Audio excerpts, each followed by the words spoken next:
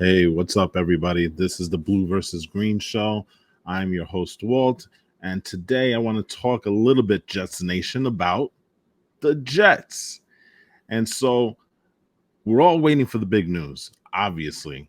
That's the one concerning a certain gentleman over in Green Bay, and we'll get to him in a second.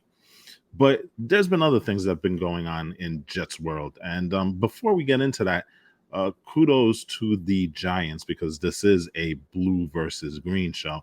Kudos on the Giants for re-signing Daniel Jones and tendering Saquon Barkley to a non-exclusive franchise tag.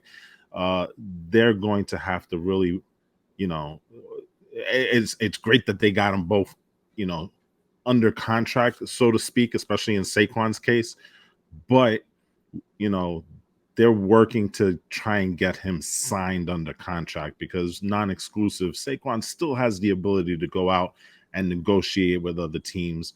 We haven't heard a lot on that front, so I truly believe that they're negotiating in good faith with each other, and I'm pretty sure we'll get, news soon about a multi-year deal with the Giants and Saquon Barkley. So there's the Giants news. There's not a lot of Giants news. There's talk about free agents and trades, but really the sports media has been dominated by the Jets. And the Jets and their courting of, again, a certain guy in Green Bay that they're trying to get. And like I said, we'll get to them in a second, but there's been some news and it does kind of concern that guy. There's been restructuring and, we've had a player cut. We had a trade for the Jets. CJ Umazama, I can never get his name, but our tight end CJ Umazama, he restructured his contract. It's a little bit more cap friendly. And, that happened a couple of days ago. But I guess the bigger things that we've seen has happened in the last couple of days. First of all, we got the news that fan favorite Braxton Berrios is no longer a Jet.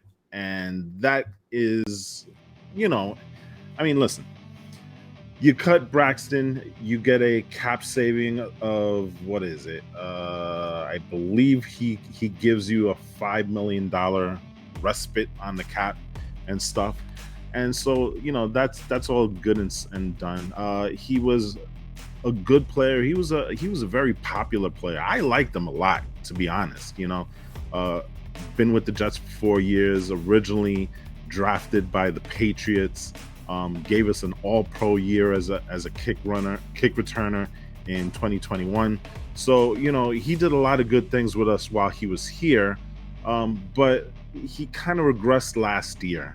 He didn't do a lot. And, say what you will, that could be partly because of the quarterback situation, how wacky it was because we first started with Flacco, then it became Zach Wilson, then it became White, then it became Zach Wilson again, then it became White again, then we even had a Strevler in there. I mean, the quarterback situation was so wacky, but you know what? I think kind of like the beginning of the end, unfortunately for Braxton Berrios, was really truly that Minnesota game. He was having an okay season up until that point, and then that drop in the end zone that really probably would have changed the direction of the Jets season. And you really didn't hear much from Braxton after that. And so, again, a lot of it really not, I wouldn't say it's his doing per se, but he again, $5 million against the cap. He had signed a 2-year, $12 million deal about a year ago and stuff like that. For the production that he gave us last year, it wasn't a great fit, considering we do need the cap space. I believe they did try to restructure it, but actually no. Last year of the deal, you can't restructure. It's you got to take a pay cut or you get cut. And unfortunately, he did get cut. He's going to land somewhere. He's, like I said, he's a nice little player, good kick returner. Again, all pro, first team in 2021. But unfortunately, Braxton is no longer a Jet. And so, like I said, a very, very popular Jet. Um, I liked him a lot. I thought, he brought that certain swagger into the locker room. He was always very, camera friendly and stuff like that, interviews and all that. One of the first guys to wear T-shirts for his quarterback. If you remember, he had the, you know, Zach is a good player, or Braxton is a good player. I can't remember, but he's kind of like the guy that started that whole T-shirt trend with the quarterbacks. Continued with Mike White and stuff, and so he's going to be missed. And he did leave a nice little Instagram post thanking everyone for his time here. And so that was kind of like the big domino to start falling. And then shortly after that, and you know what, amazingly, we look here at Joe Douglas and the job that he's making. I gotta tell you, man, the trades that he make, just simply amazing. I mean, he basically he traded a 7-round pick to get Chuck Clark from the Baltimore Ravens, a 3-year starter, been in the league for 6 years, but a 3-year starter on a very, very good defense, and the guy that's been super durable. I don't think he's missed any games in that stint where he's been starting. Once he got the starting job, he's been in there every single game. And so again, Joe D finding these guys and just finding a way to make it work with so little. I mean, for a 7-round pick, you got a starting safety. Now, the great thing about it is that this guy's a tackling machine. He doesn't miss a lot. If I can give you some of the stats on him, I mean, dude's amazing. In terms of tackling, he is. Let me see if I can find the stats here. But he rated consistently top amongst the safeties in terms of tackle rate. Here we go. Among the 64 qualified safeties last year, from 2020 to 2022, which is 3 years which he did start, Chuck Clark was the 9th lowest missed tackle rated safety in the National Football League. And you got guys like Jamie Ward, Jaron Corse, Julian Love. I mean, some really good talent there. The guy doesn't miss tackles, and that was kind of one of the things that plagued the Jets last year with Jordan Whitehead and LaMarcus Joyner. Those guys kind of missed a lot of tackles, and really, really evident in that Detroit Lion game, right? So he's probably replacing LaMarcus Joyner for now, because LaMarcus Joyner is a free agent. So he'll slot in right there. Probably, I would tend to think that since you have Jordan Whitehead there, he'll probably slot in free safety, even though he's played mostly, in the box a lot. But the Jets, their defense, they kind of demand, the safeties back, too deep. But listen, Jordan Whitehead, he's a candidate to be a cap casualty. And so if that's the case, Jesse Bates, I mean, that would be a dream. The safety from the Cincinnati Bengals, to have him paired with Chuck Clark, that would make that defensive secondary, if it wasn't good before, it'll be great. So let's see what happens there. But ultimately, and by the way, speaking about Joe D, the one, I wouldn't say bad trade, but the one trade that didn't really pan out with him was the James Robinson trade of last year, when Breece Hall went down and he went out and got the running back from the Jaguars. Today, they said that they weren't going to tender his contract, so he becomes effectively a free agent. And you know what?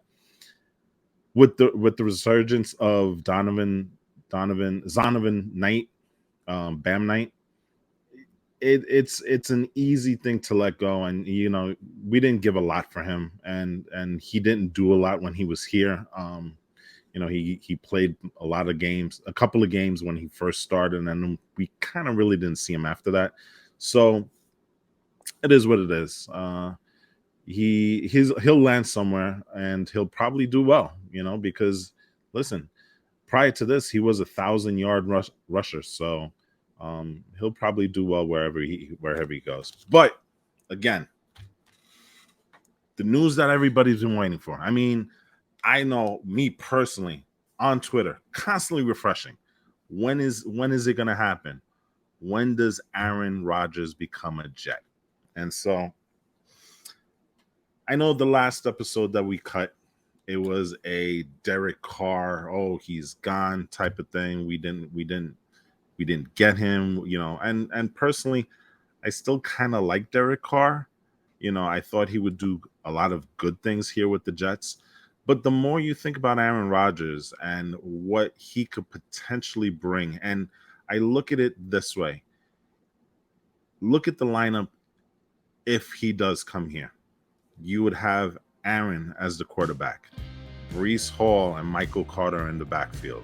You'd have Garrett Wilson and Elijah Moore, and whatever that slot receiver, that third receiver, because Elijah probably will slide into the slot again. But whatever third receiver they get, whether they retain Corey Davis, which probably they won't, because they will save $10 million in cap space there if they let him go. But that is a pretty, and you pair them with the two tight ends that we have. Not even mentioning that Jeremy Ruckert hasn't played really that much, and he was a guy we got last year in the draft, right? Probably the only guy that really didn't play significant time as a rookie with the Jets. Everybody else, it seems that that entire draft class had significant time playing. Jeremy Ruckert was the only guy, and he's a tight end. We still don't know what he is. He looks like he's a pretty good tight end, but you pair him with Conklin and Umazama, that is a pretty decent lineup.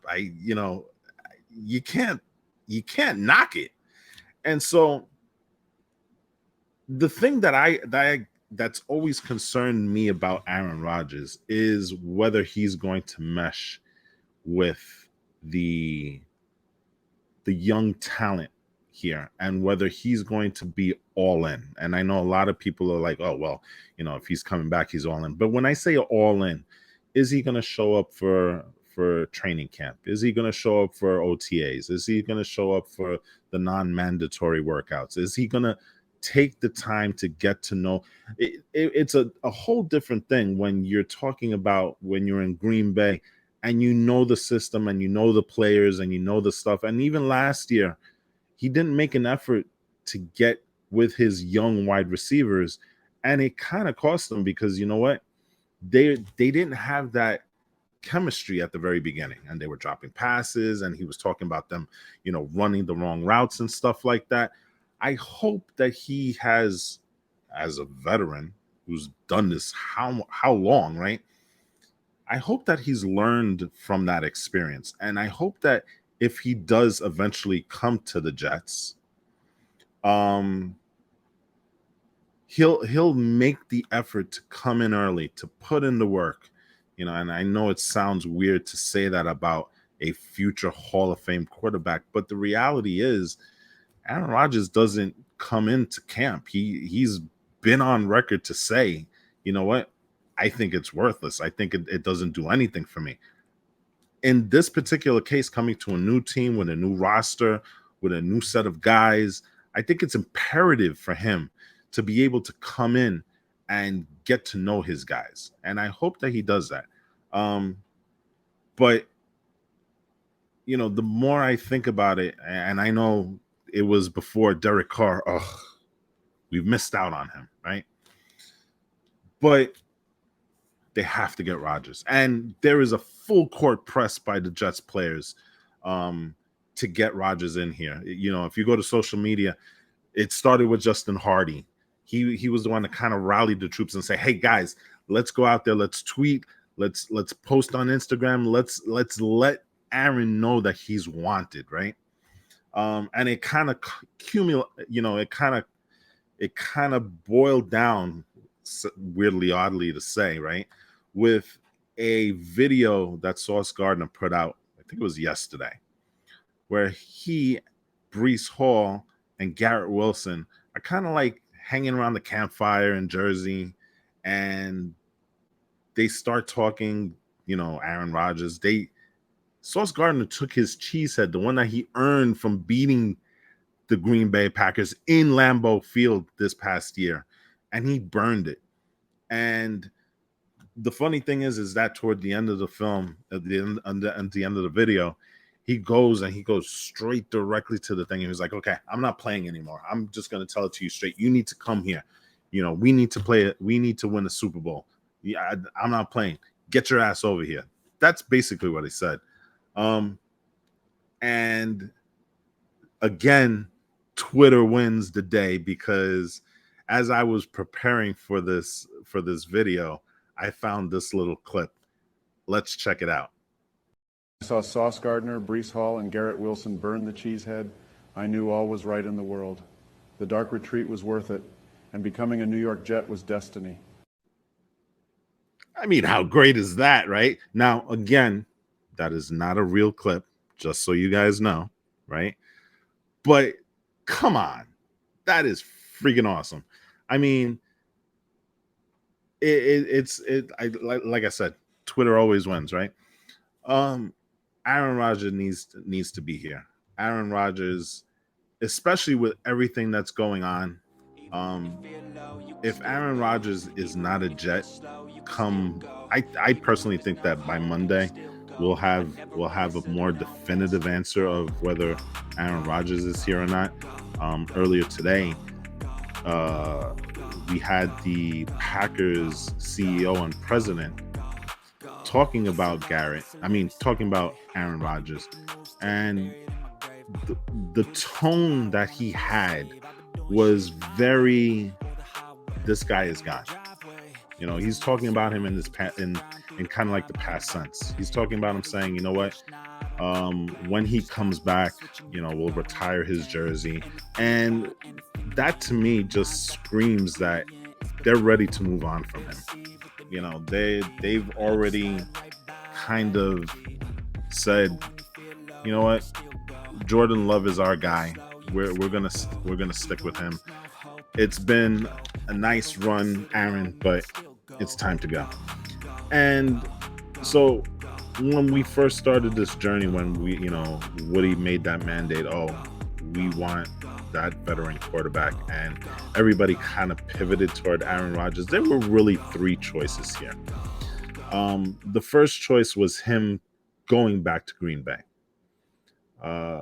This whole darkness retreat that he went on, it was going to clear his mind. Eventually, he'll find the error of his ways and he'll end up back in Green Bay, right? The second option for him was just to retire. Retirement never seemed like a real thing, because the man is still owed about $60 million. You don't walk away from $60 million.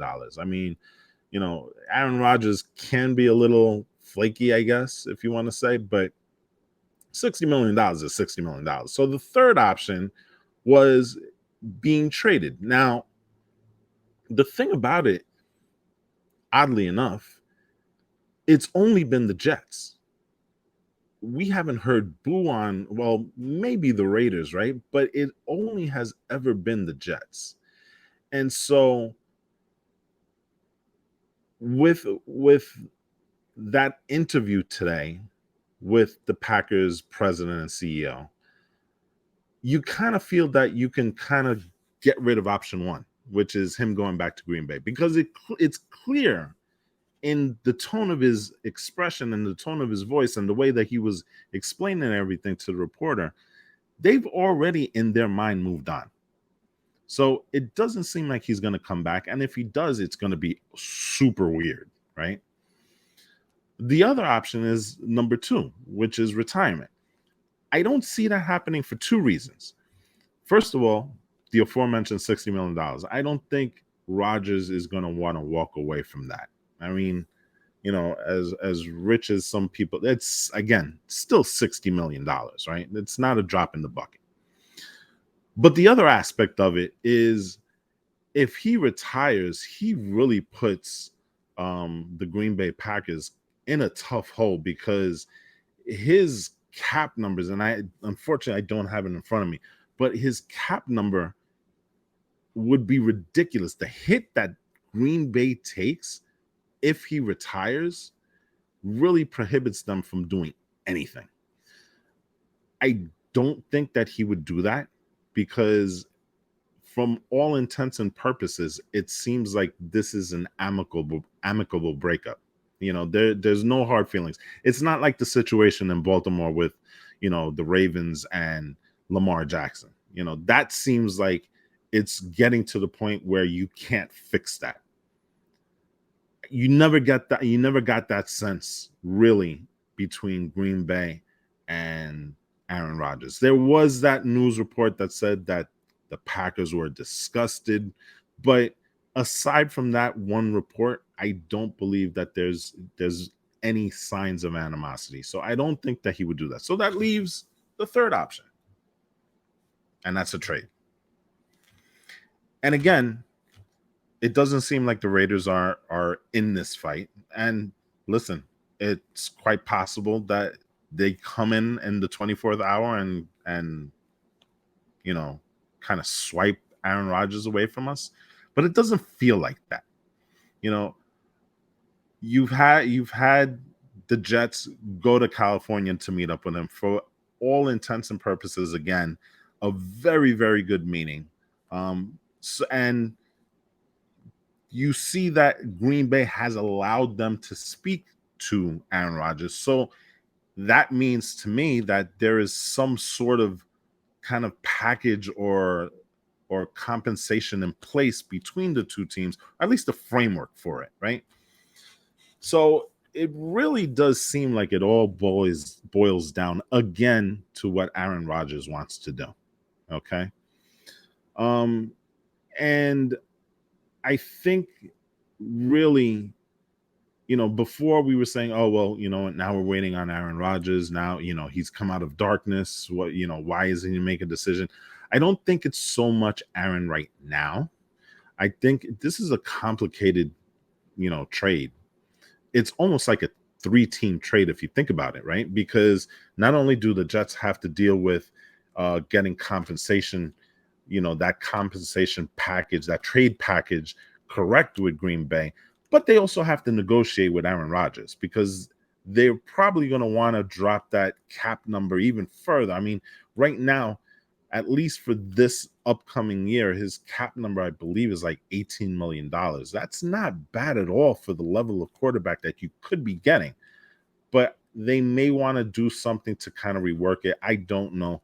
I think the reason why we haven't heard anything right now is because of the complication of this contract. And so let's see what happens. The interesting thing for me, and I'm always thinking ahead because you know what? You're going to want to get Aaron Rodgers in here before the start of free agency, really before Monday, because Monday starts the quote unquote legal tampering period where you can actually go out to free agents and talk to them, right? So you kind of expect that they're going to have this in place before Monday. And if you've heard from everybody says they want to get this done before free agency, right? I think when you're bringing in Aaron Rodgers here, if the Jets brass and front office and coaches are to be believed, that really truly spells the end for Mike White. And here's the reason why. They're obviously not going to trade Zach Wilson. Okay, Zach Wilson is making pretty penny for a backup. They're not going to invest that kind of money in Mike White. And Mike White is going to be looking for a pay raise, and deservedly so, because he played his ass off last year. And now, he showed a toughness that we haven't seen in a while, right? So he's gonna go out and he's gonna get his bag of money somewhere. So he's not coming back. And for me, I really do think that the Jets, with this draft upcoming in about a month or so, I really would be surprised if you do not see the Jets draft a quarterback. And it makes total sense if they do. And it's not a slight on Aaron Rodgers.